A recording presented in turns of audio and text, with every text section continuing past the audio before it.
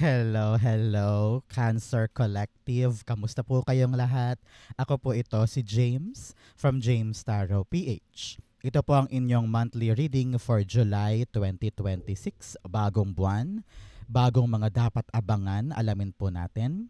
But first, mga Cancer, happy birthday ha sa mga nag-celebrate today at sa buong buwan ng July sa mga Cancer Collective dyan. Hope you have a wonderful celebration this time. Okay? But first, ihanda mo na yung isang tanong ha. Kung meron kang one question na gustong gusto mong masagot, hawakan mo yan. Sa dulo po, atin po yung sasagutin by using these cards. Okay? Let's begin. Holy Spirit, Spirit Guides, ibigay po natin kay Cancer ang kanilang mga mensahe. Inhale and exhale your cards for the month. Beautiful. Siya nga pala mga Cancer, maraming salamat po ha sa lahat po ng mga hindi nag-i-skip ng ads, nagla-like, nagko-comment, at patuloy pong sumusuporta sa atin sa tuwing meron tayong libreng reading para po sa inyo. Thank you rin po ha sa mga new subscribers, sa mga walang sawang sumusuporta po sa atin. Salamat po. I-share nyo po yung ating video para po marami pang makapanood para sa atin. Salamat po. So please tulungan nyo ako. Do not skip your ads. Thank you po. In the background of your reading, meron kang the Three of Pentacles. Ito yung buwan, Cancer. Talaga namang tatapusin mo yung isang proyekto, isang pinagkakaabalahan sa tulong ng mga taong ito. Okay? Alam ko meron kang inaasikaso ngayon, meron kang ginagawa, meron kang binibuild, or meron kang gustong ma-accomplish. At yung mga bagay na yan, sabi dito, hindi mo naman dapat solohin lang yan. May mga tao sa paligid mo na makakatulong sa'yo para asikasuhin to.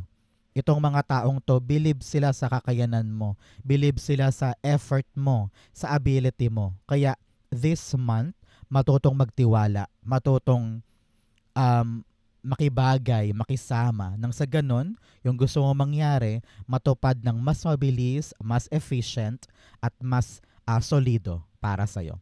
Partneran natin ng cosmic energy, intuition. Listen to your intuition, it never lies. Sabi dito, yung mga kutob-kutob na yan, yung mga pakiramdam na yan about a certain person, about a certain project, dapat daw pinapakinggan mo yung kutob mo. Because that is your spirit guides talking to you. Okay? In your core energy, meron kang the World card. Magbunyi. Dahil sinasabi dito, Cancer, na kung ano man yung mga bagay na kinukumpleto at gusto mo lang tapusin, magaganap this July. Example, balak mo nang matapos yung bayad sa utang, balak mo nang matapos yung inaasikasong papeles, balak mo nang matapos yung pinapagawa sa bahay, balak mo nang matapos yung problema sa isang bagay, it will happen sa tulong ng mga taong ito. Okay? So, be open. Learn to accept criticism. Learn to accept the guidance or kahit payo ng mga tao sa paligid. Makakatulong yan para mas bumilis yung pagkumpleto mo or pagtapos mo sa isang bagay. This is all about you ending a cycle and starting something new. Talaga namang lalaya ka na sa makalumang cycle na akala mo walang katapusan. Pero this July, makakahinga ka ng maluwag. Okay? World card, the Page of Wands. Yes. Talagang may bagong bagay. Pagkatapos mong makompleto to, heto ka na super excited ka na umariba. So mo, Arya, susugod na tayo sa mga bagong bagay dahil nakompleto na, natapos na, na-achieve na. I don't know why, nakarinig ako dito ng entrance exam or licensure exam. Parang nakompleto mo, nakapasa ka, kaya ayun, aariba ka na, papasok doon sa bagong journey. So ngayon pa lang, Cancer, talaga namang magsa-celebrate ka, magpapalibre ka, or magpapakatering ka dahil ang ganda nung completion mo at talagang iyong-iyo yung bagong bagay. Congrats po. Okay? So, Cancer, since ito ay July reading, ano yung wish mo na gusto mong matupad this month? Naku, isulat mo na yan. Marami na nagsabi na natupad yung kanilang mga sinulat. So go on, write it down. It will happen to you too. Okay? In the area of what you need to focus on, meron kang the death card. Sabi dito, tapusin ang dapat tapusin, bitawan ang kabitaw-bitaw, mag-transform ka para suwak doon sa cooperation or collaboration. Kailangan matuto ka rin daw mag-adjust. Matuto ka rin sumabay sa agos. At kailangan gagawin mo yung nararapat para sa isang bagay. Example, itong trabahong ito ay nangangailangan halimbawa ng pakikipag-usap sa mga kliyente. Mahiyain ka halimbawa, nararatel ka or nabubulol ka kapag kausap yung ibang tao. Pero sabi dito, kailangan nating mag-adjust. Siguro mag-practice ka, kausapin mo yung parents mo, kayo yung parang practice na pagbebenta sa kliyente para masanay ang dila, para masanay yung confidence, no? So kung ano yung dapat mong gawin, mag-a-adjust tayo. Nang sa ganon, makalimutan mo yung lumang practice and then papasok tayo sa makabagong paraan na swak para dito. So, something is ending, hayaan mo na mag-end yung mga bagay na kailangan mag-end and i-embrace mo yung makabago. Okay? Death card, meron kang the Three of Wands. Sabi dito talagang ikaw ipapasok sa new era.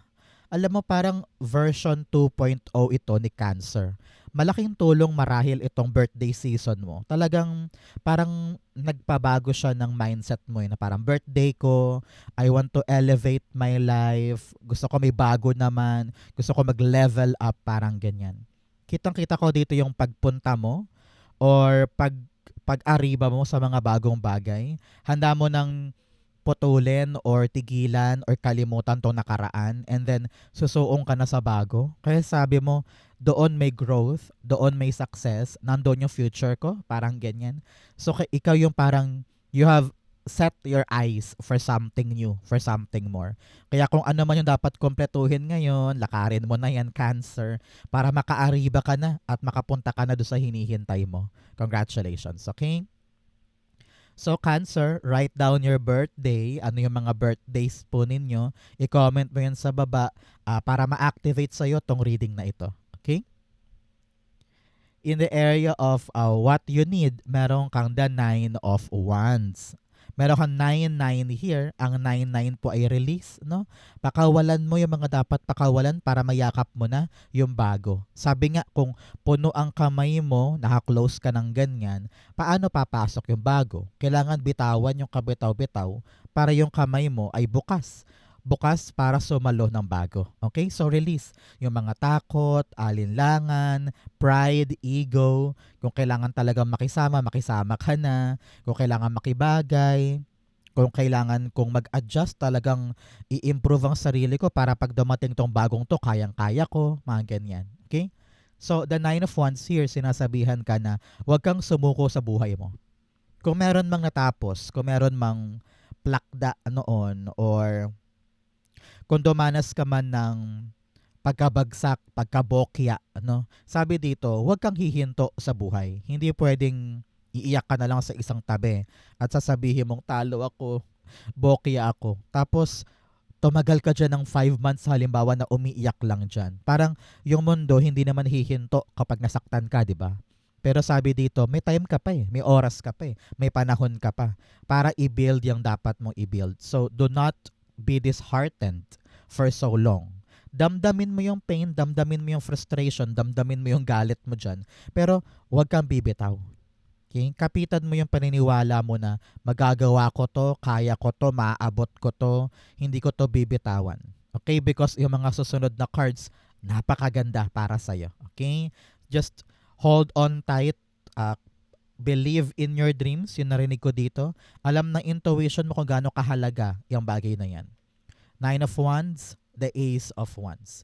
Panahon to for you, Cancer, na makaisip ka daw ng isang magandang diskarte para once and for all, itong tinatry mo, magbongga na.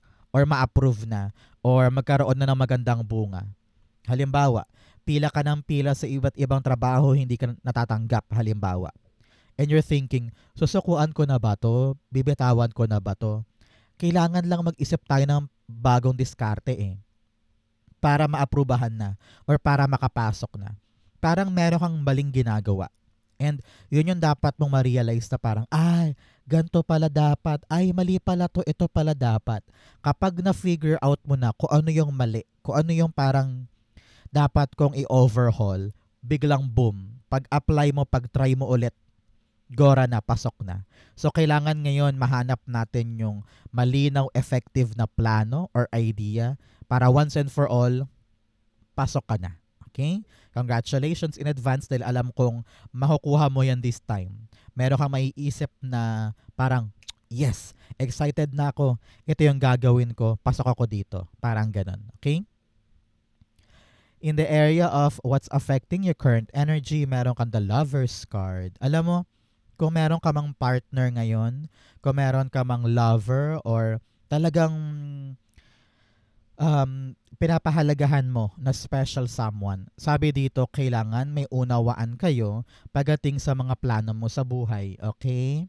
Either halimbawa, kakausapin mo siya na parang, ito yung plano ko lover, ito yung plano ko anak, ito yung plano ko nanay. Para nang sa ganun, walang harang dito sa mga kukumpletuhin mo at gagawin mo. Okay? For others po dyan, naririnig ko dito na mag-commit ka dito para matapos mo, para makompleto mo. Halimbawa, balak mo nang mag-commit, sabi mo, sige, seseryosohin ko na ngayon yung pag-a-apply bilang public school teacher. Kaya kukumpletuhin mo lahat ng proseso, makapasok lang dun. O halimbawa, seseryosohin ko na ngayon yung plano kong pumunta sa Japan. Sure na ako, papanindigan ko, this is my choice. So lahat ng kailangan para makapasok sa Japan, gagawin mo. Makuha lamang yung chance na yon. Okay? So parang ganyan ang gagawin mo this month. Lovers, the Devil card. Okay, napakalinaw. Sa kabila ng iyong paninindigan sa bagong bagay at sa pagkumpleto niyan, merong mga pumipigil sa'yo. Maaaring partner, kaibigan, kamag-anak, or mindset mo din. Baka iniisip mo, hindi ko ata kaya, parang nakakatakot, nakakalula, hindi ko ata kayang panindigan, mga ganyan. So ngayon, palayain mo ang sarili mo, Cancer, sa mga kinakatakot mo. Sabi ko nga kanina, release. Para nang sa ganon, buo at solid mong mayakap itong choice na ito. Kasi kung may alinlangan ka, tapos nagpapakakadena ka sa mga takot mo, sa mga sulsol ng ibang tao, sa mga limitasyon na ini-impose sa'yo ng ibang tao, talagang walang mangyayari. Pero kung kakawala ka sa kadena ng negativity at papanindigan mo yung mga bagay na gusto mo, malaki yung chance mo na magtagumpay sa buhay. So, lagi mong isipin, ano ba yung pumipigil sa akin? Ano ba yung humaharang sa akin? Yun ang mga dapat mong tanggalin sa life mo this time. Kung family member man yan, halimbawa magulang, edi kausapin mo. Para nang sa ganun maliwanagan sila sa mga balak mong gawin. Kailangan nyo ng cooperation ngayon para yung common goal, yung wish mo matupad. Okay? Especially here. In your near future, meron kang the 9 of Cups. Alam mo na, kapag lumalabas to sa aking reading, this is the time para ikaw ay mag-wish. So ngayon, pumikit ka na dyan, mag-wish ka na dahil napakaganda nito para sa'yo. Okay? So, si 9 of Cups, sabi dito, nasa yun na, nasa kamay mo na. Hawak-hawak mo na in the near future, etong goal na talagang tinutumbok mo ngayon. Sobra na yung pagod mo, kayod mo, gusto mo na mag-give up, pero boom, nakaisip ka ng paraan kung paano mo to ipapanalo. Talagang nag-transform ka at sumugod ka. Hindi ka nagpapigil at talagang you fought this adventure and here you are. Nasa kamay mo. Nag-e-enjoy ka sa panalo or success or pag-unlad ng mga pinaghirapan. So congratulations, ang tabayanan mo 9 weeks or 9 months after watching this video, iyong-iyo, yung goal na talagang pinagtrabahuhan mo. 9 of Cups, the Tower card. Yes, life is indeed changing. No? Dahil naabot mo yung wish mo, magbabago na yung buhay mo. Salamat sa Diyos dahil na-reach mo yung mga tao na makakatulong sa'yo para makaabot ka dito. Dahil for a very long time inisip mo, kaya ko ba talaga yan? Ipo-push ko ba talaga to? Pero na-realize mo, I need a team. I need to cooperate para nang sa ganon, mas bumilis, mas dumali, at mas maging effective yung action ko. And here you are, oh. Talagang nakamit mo yung magandang bunga at nakaupo ka dito very satisfied, very happy. At simula na to ng mga malalaking pagbabago sa life mo. Hindi ka na katulad dati. Yung lumang cancer, wala na yun. Ito ay cancer 2.0 at talaga namang papasukin mo itong kalahati ng taon na ito na may bagong pananaw, bagong buhay, at bagong appreciation sa life. Naku, napakaswerte mo this time. In your challenge, meron kang temperance card. Si temperance dito, Cancer, pinapayuhan ka na magtiyaga. Maging pasensyoso. Magkaroon ka ng mahabang pasensya at daanan mo yung proseso. Matuto ka makipagkompromiso. Nang sa ganon, kung ano man yung gusto mo makuha mo din, and at the same time, you're giving also your best sa taong ito para magkaroon kayo ng palagayan. Halimbawa, sa work, kailangan kayong co-workers, you have this cooperation at makipag-compromise ka. Kailangan maganda yung pakikisama mo.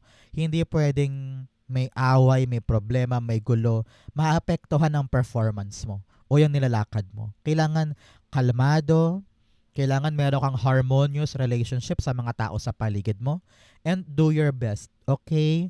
Kung kailangan lakarin na. Kung kailangan kompletuhin na. Huwag tamad ngayon at huwag mong mamadaliin. Kung kailangan talagang asikasuhin to ng isang buong linggo, aasikasuhin mo ng isang buong linggo. Kailangan ready ka na dumaan sa sistema at saka sa proseso. Okay?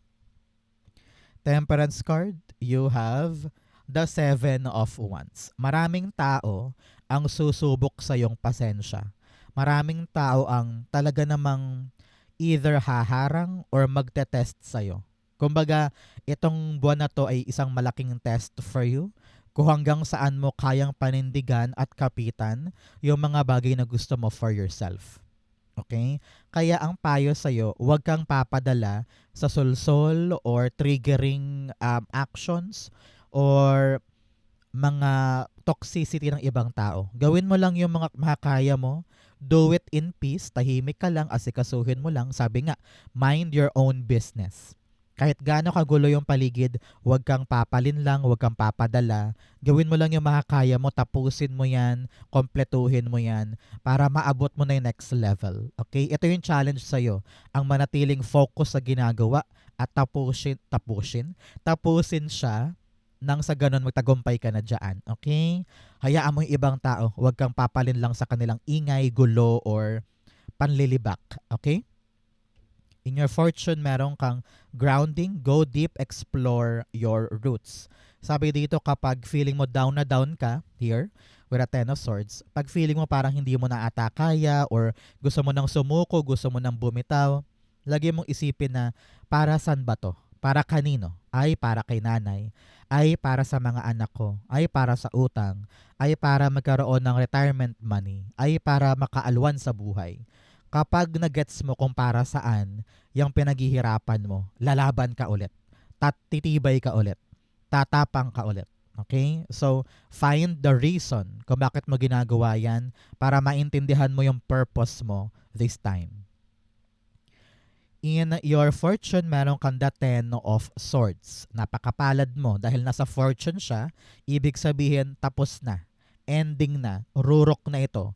Rurok na ng pagdurusa, ng struggle. Wala nang hihigit pa dyan. Tapos na yan. Okay? So pinapayuhan ka ngayon, Cancer, na bangon, bangon, bangon. Huwag kang manatili sa kumunoy. Huwag kang manatili sa problemang yan. May chance ka pa, may pag-asa ka pa para makabawi. No? Alam na intuition mo na panahon ko na to para bumawi. Panahon ko na para kumpletuhin yung bagong cycle at makapasok ako sa isang bagong bagay na alam ko na doon na ako aangat. Okay? So do not fear something new. Do not fear yung pagbangon or pagbawi or pag-action sa mga bagong bagay. Dahil yung bagong bagay na yun na magpapa-asenso sa'yo. So bangon, bangon, bangon, babawi tayo ngayon. Okay? 10 of Swords, the 2 of Wands. Si Two of Wands, sabi dito, panahon na para kumawala ka sa comfort zone mo. Alam ko na masakit na dyan, mahirap na, pero parang wala ka pa ring lakas ng loob na, sige, aalis na ako dito, or sige, babawi na ako. Kailangan ko nang mag-try ng something new. Sabi dito, kailangan maliwanagan sa isip mo na wala nang mangyayari dito, paulit-ulit lang eh. Circle lang, 'di ba? So let's go out, chase something new, find the new adventure na maaaring magpabago sa kwento ng buhay mo. Many of you ay nagbabalak lumipat, nagbabalak mag-abroad, nagbabalak na magkaroon sariling negosyo. Kung ano man tong mga plano na kakaiba para sa'yo, ito talaga yung magpapabangon sa'yo from this kalugmukan. Okay? Congratulations.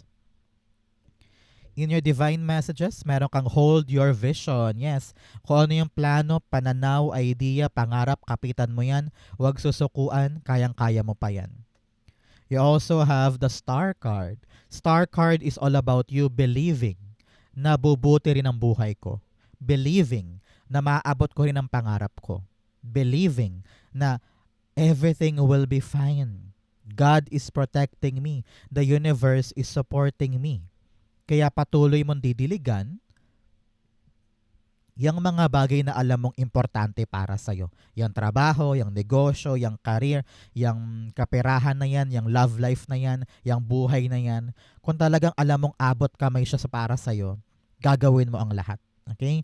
And do not lose hope. Sabi nga dito, hold your vision. Kailangan kung ano yung pangarap, nandoon ka pa rin nakatingin at nananalig ka na makukuha mo siya. Okay? Ang iyong star card, meron kang dalawang card, Queen of Pentacles and the Hermit card. Sabi dito, panahon na para sa iyo Cancer na kumawala ka sa comfort zone, talagang mag-shine ka na ngayon, hindi na pwede yung takot, naiilang, nahihiya, or nagkikimkim, or nagkatago ka. Labas-labas, abutin mo yung pangarap mo, para magkaroon ka ng katahimikan, kasaganahan, at ma-reach mo na yung financial freedom or financial abundance na gusto mo para sa sarili mo. Abutin, labas-labas of your shell, you can get this. Okay? Congratulations. Outcome mo to, bigyan mo na kita ng fortune cards. You have 3 affairs with your family. Sabi dito, ito yung buwan kung saan mas marami kang dapat daw time para sa pamilya. The more closed knit kayo, the better. Dahil sila talaga yung support system mo all out sa mga gagawin mo moving forward. You also have teapot, deep friendship with someone of the same sex. Sabi dito, gather your friends, yung talagang pinakamalalapit sa'yo. Dahil sila talaga yung mga makakatulong mo at magpapalakas ang loob mo. Family and friends. Okay? You have fun, romance, celebration, party. Dahil nga birthday season mo pa rin, sabi dito, mag-celebrate ka, magsaya ka kasama ang pamilya at mga kaibigan. You have bird flying, news is on the way. Meron din daw pong magandang balitang dadapo sa'yo. Talagang worthy to ng celebration. Mapapabangon ka at mag-try ka ng mga out of the box na experience. Congratulations. Okay? Ang outcome ni Cancer for July, patuloy po ito ng August. Meron kang the 3 of Swords. Totally nakapaghilom ka na. Pag lumalabas po si 3 of Swords in my reading, this is the sign of healing, paggaling, pagbuti ng buhay, pagkawala sa mga pagkadapa, pagkabokya, pagkalugmok, di ba? So, totally makakapag-move on ka na, lalarga ka na, nakapag-transform ka na, at meron ka ng makabagong strategy para this time around panalo ka na. Okay? So, huwag ka malulungkot ngayon, laban pa dahil makakalaya ka din dyan sa iyong pinagdaraanan.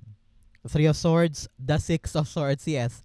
Tingnan mo naman, yung 6 of Swords parang lumalargang barko, di ba? Ay, lumalargang bangka. Parang sinasabi dito na makaka-move on na tayo, aabante na tayo. Kung ano man yung struggle mo ngayon, kung anong pinagdaraanan mo ngayon na masakit, sa tulong ng mga taong to, at sa pagpanig mo sa iyong intuition, lalarga ka na. Makakalaya ka na sa bigat, sa hirap, sa pagod, at saka sa mga temporary problems mo ngayon. Congratulations. Okay? So, Cancer, dako na tayo sa iyong isang tanong, isang sagot. Pumikit ka na ngayon, isipin mo yung isang question mo. Okay? Inhale and exhale the answer to your question. You have Ace of Pentacles, The Queen of Wands. Tumilapon dalawa. Kunin natin the Moon at saka the Hierophant. At the bottom, meron kang the Two of Pentacles. Panahon na for your Cancer na mag-decide parang meron kang dapat balansehin at tignang mabuti at magbusisi na patungkol sa isang opportunity. Kitang-kita ko dito na sa'yo inaabot, sa'yo binibigay, pero takot ka kung papasukin ko ba sa buhay ko to? Kaya ko ba tong panghawakan? Kaya ko ba tong alagaan? Sabi dito, magtiwala ka sa iyong sarili. You have the ability, the power, the stamina, the energy para pakinabangan to or asikasuhin to. Magtiwala, have confidence, at huwag mo isipin masyado yung nega. Alam ko na marami kang mga tanong, marami kang kalabuan, marami kang mga hindi kasiguraduhan tungkol sa mga bagay na ito. Kaya palawakin mo ang idea mo, palawakin mo ang knowledge mo. Hindi pwedeng nakatingin ka lang sa isang bagay na ganito lang kaliit ang vision, di ba? Kailangan palawakin mo ang mata mo, ang pananaw mo, ang isip mo. Maghanap ka ng mga taong makakatulong sa iyo para gabayan ka, tulungan ka, or i-assist ka para nang sa ganun magawa mo yung tamang action para dito sa opportunity na ito. Huwag ka masyadong magpakapagod, magpakahirap, balansehin mo lang. Wag mong dibdibin, wag mong pahirapan ang sarili mo, wag mong i-overcomplicate, simplihan mo lang. And along the way, kung meron kang pananalig talaga at trust at yung intuition mo napakalakas na kahit hindi ako sigurado, kukunin ko to, kahit hindi ako palagay, gagawin ko to, because soon enough, the answers will come at marirealize mo rin na wow, unti-unti na akong umaangat, unti-unti nang gumaganda, bumibilis, dumadali. Okay? So, stay committed dito. Kayang-kaya mo yan. Balansehin mo lang every single day. Things will go lighter and everything will be fine para sa'yo. Kung naghihintay ka ng yes or no, the answer is yes, yes, yes, yes, yes. Maganda to. Kailangan lang manalig ka sa iyong sarili at balansehin mo yung kilos mo kada araw para ito'y mapalago, mapakinabangan at magkaroon ng saysay para sa buhay mo moving forward. Okay? Good luck and congrats. So Cancer, ito po ang inyong isang tanong, isang sagot. Ganon din po ang inyong July 2026. Saan po kayo nakaresonate? Comment below, babasahin ko po yan. Thank you Holy Spirit, Spirit Guides for the clarity for today. Thank you Cancer for watching hanggang dulo. I love you. This has been James for James Taro PH. God bless everybody.